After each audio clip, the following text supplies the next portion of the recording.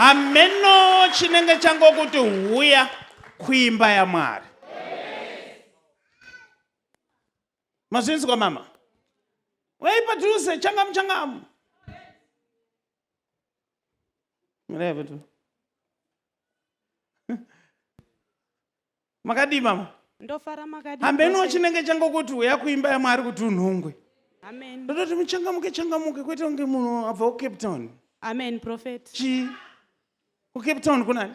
Ndokwandakabva sindabva kuGokwe nhasi. KuGokwe nhasi.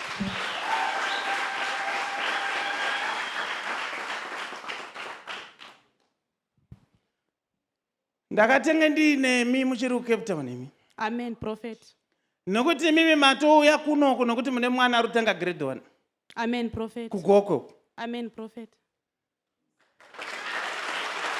Now, ndokubatsirai sei kuti musarowe nehana. Because ndapadhuze nekuita minana kuupenyu hwenyu.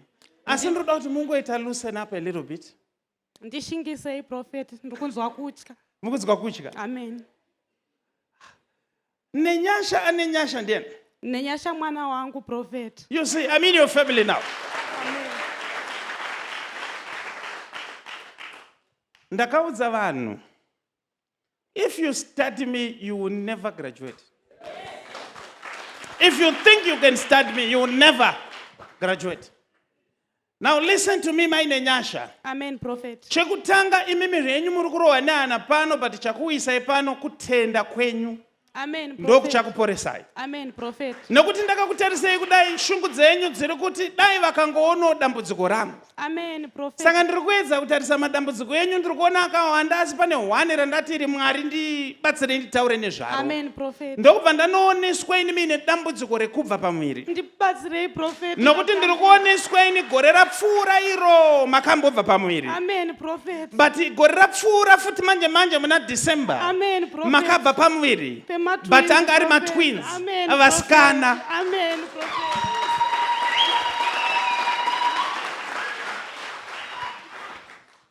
Now kana Mwari agona kuona dambudziko renyu, atoona nyaya dzenyu. Amen, prophet. Imi chindiudzai kuti shungu dzenyu ndedzekuti ndoda kukubatsirai kuti mubate vana. Amen, prophet. Izvo consider it done. Amen, prophet. But chiri pamwoyo penyu chii chamunoda kuti chizoitika kana nda kubatsirai? Ndinodawo kuti ndibate mwana, prophet. Ndave neurwere hwangove pandiri kubva pandakaita miscarriage yekutanga, prophet. Izvozvizvi ndakubatsirai. Amen, prophet. Chimwe chamuri kuda ndikuitirei chii futi? Ndodawo kuwana basa nekuti tikabata mari itenge, prophet. Haitengi inoita mapepa, prophet. No, it's fine. Where is your husband? Vari kuSouth Africa. Now chiri kuita kuti ndikubatsirei nyaya kuti imimi nemurume wenyu ndiri kuoneswa nguva zhinji munoenda paFacebook kana paYouTube muchitarisa maservice Amen, ekunu. prophet. Amen, prophet.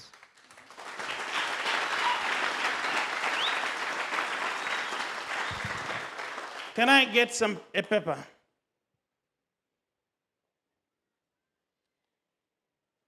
Kuwana bepa mahwani mchechi muno nepeni.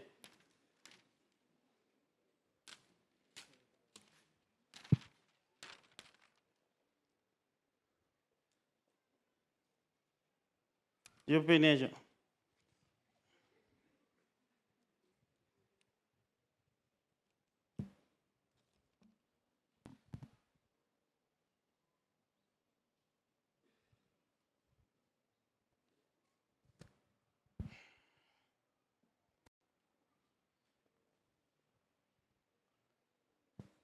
Mukuda vana vangani paupenyu?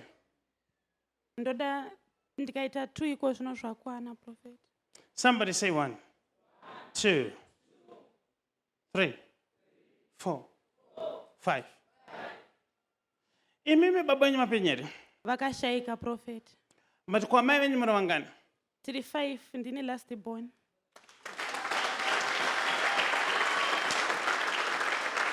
Ukuronzi kudada nechipo. Isu tinofanowoneswa newspaper next week iye ari nhasi. Grace zvokufanoona zviri mupfungwa dzemunhu asati azvitaura. Mama, Prophet. ndoda kubatsirai but prove something to me. Amen, prophet. imimi kana maibondoona here paYouTube zvemashoshora ndaikuonai Shoshua. ndaikuonai kana paine profesi yakakubayai pamoyo imbonitaurirai yanyatsokupushai kuti ndofanira unoona munhu waMwari. ndakaona mumwe munhu anga ane same problem inenge yangu aingobva pamuviri pane 8 months akanga uya nani navamwene vake ore prophet. just hold on ena unitora bepa randanyora apa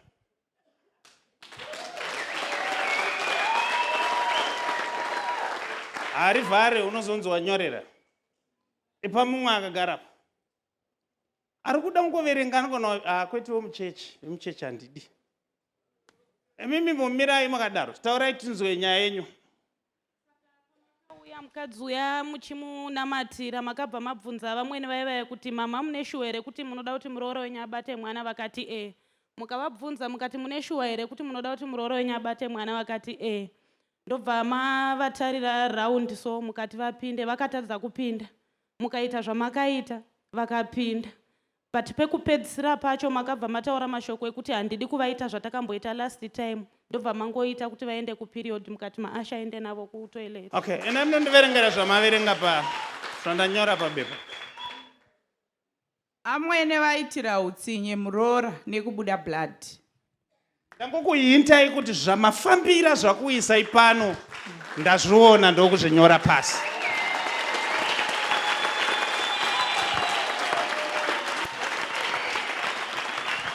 Now listen to me, mama. Nekuti imi muri kutenda kudaro. Shungu dzenyu dzinoti kana paina ari kukuroyaiwo. Ngandinzwire tsitsi prophet. Uye zvidzokere kwaari. Amen prophet. Now, one last favor that I want to do for you. Amen prophet. In your heart, you are saying, dai munhu waMwari vakandibatsira. Amen prophet. Ndikurumidze kukwira bhazi. Amen prophet. Rekuenda kuGokwe. Amen prophet. Kuti ndirare ndichifamba. Amen prophet. Saka endai kuGokwe. Amen prophet. Ndotenda prophet. Bless you. Prophet. Chendai, zvatoita.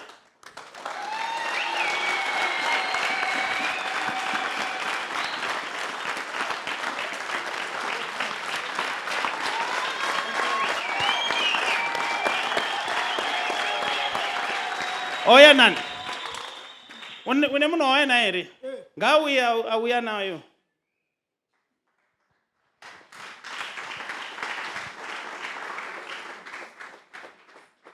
Imimi mabva kupi?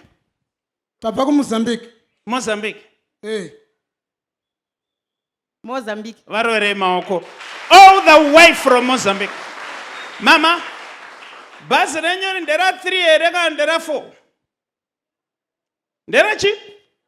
Ndera 4, chendai.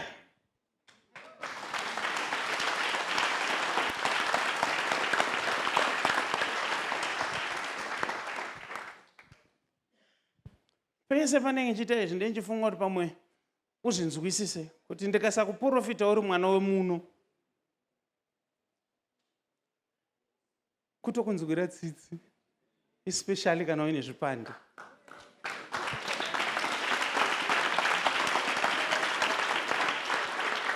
I'm a very dangerous person. Very.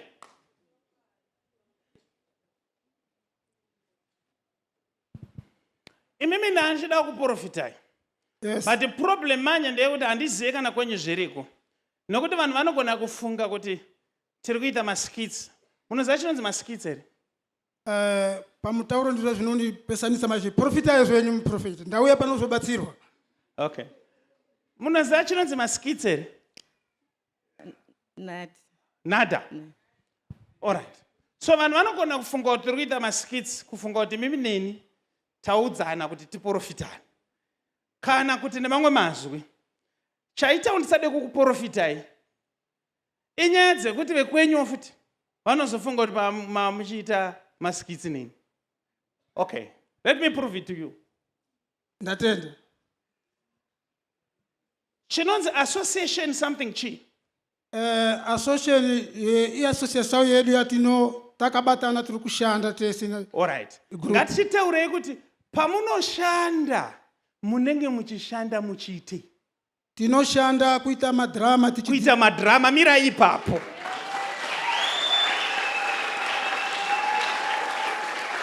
Ayo, kana ndanhonga tsono iti manhonga. Panhongwa ka. Saka ndada kukuprofita ipa ndati manje vanhu vekunokona kuti pamwe idhirama vekwenyu vakati asinzi dziri boys zemadhirama. Saka madhirama ndobva ndashaya zvokuita. Bhosi ndaona muri kubasa kwenyu but pachitonge pari kuitwa madhirama mamwe achona ane chekuita nezveAIDS. Yes. Ndizvo. Pamwe pacho achiitwa nezvezvirwere zvepabonde. Ndizvo.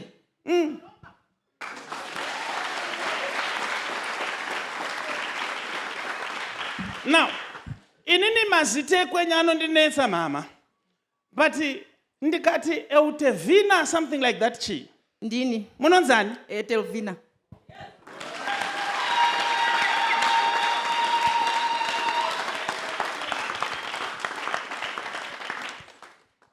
Kunonga tsono kukanganiza ere. Kunonga tsono kukanganiza ere. Profita kukanganiza ere. Nekuti mazita ekuMozambique anetse akanyanya kuchipa ndaana Jose unonzani? Jose.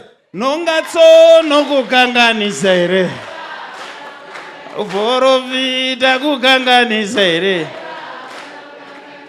Zvenyu zvanaka. Garai pasi. Waita basa muprofiti. Hallelujah. Oya. Goodness yendi mesi we iriyo amana timret bata mutumwa uponesi. Big Sunday yakasiyana nemamwe. Big Sunday service na Prophet Tifredi Musuwe Sunday 1 February 2026. Zviri kuitika kubva na 10 mangwarani kusvika na 4 zuva rovira. Tinenge tiri pa number 11403 kona Highland Road na Mushayabande Road, Glenora B, Muharare. Pane zvihombe zvakakumirira, saka wanikwa uripo panzvimbo. Goodness and Mercy Ministry. Big Sunday nemunhu waMwari Prophet Tifredi Sunday 1 February gore rino 2026. Muchida kuziva zvizere fonai pa namba dzinoti 0712 528 094 kana 0778 059 270. Prophet Tifredi vanoti hazvibvumidzwe kuti paitike chinhu chisina kumbobvira chakaprofitwa.